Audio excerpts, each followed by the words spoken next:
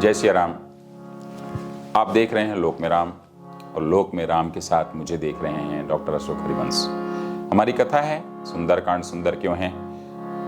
जितने दिन भी आप चाहें, 3 दिन, 5 दिन, 1 दिन, 7 दिन, जैसा भी समय आता है उसके हिसाब से हम इसे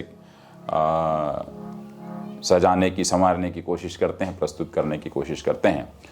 इस समाज में सुंदरकांड बहुत होता है, परंतु इसके अनेक अर्थ जो हैं इस ओर ध्यान नहीं जाता। इसी अनुक्रम में सुंदरकांड सुंदर क्यों है कि सीरीज चलाई जा रही है।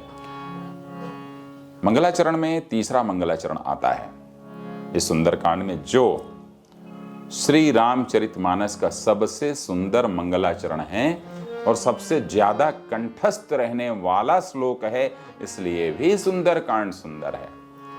हर किसी को याद रहता है। कौन सा श्लोक? अतुलित बलधामम स्वर्ण शैलाभदेहम धनुजवन कृशानम ज्ञानिनामग्रगण्यम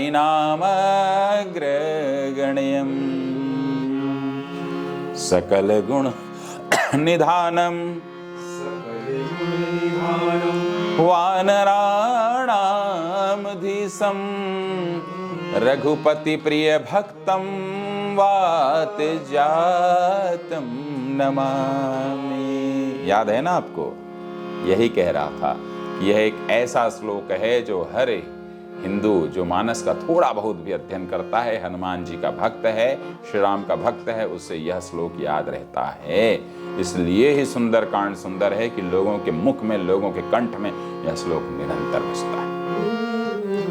इसमें 8 विशेषताओं का उल्लेख किया गया है। हनुमान जी के 8 महत्वपूर्ण नाम हैं, इसलिए यहां पर 8 विशेषताओं का उल्लेख किया गया है, इसलिए भी यह सुंदरकांड सुंदर है। और अतुलित बलधामम कहा गया। अतुलित बलधामम कहां से आया?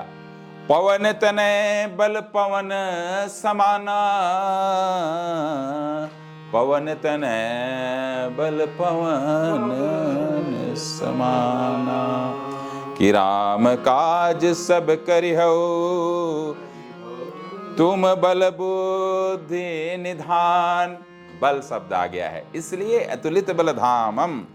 और इसलिए भी कि जासु हृदय आगार, उन हनुमान जी के हृदय में कौन बसता है? धनुष बाण लिया हुआ राम बसते हैं।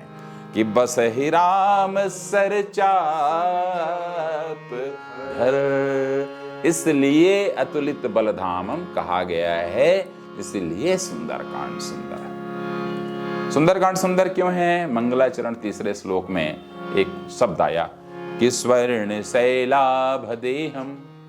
अनेकानेक मानस में हेम शैलाभदेहम भी लिखा गया है। भेद नहीं करना चाहिए हमें, यदि भाव में डूबे तो। कुछ लोगों ने हेमशैला का पाठ अपनाया, कुछ लोगों ने स्वर्णशैला का पाठ अपनाया।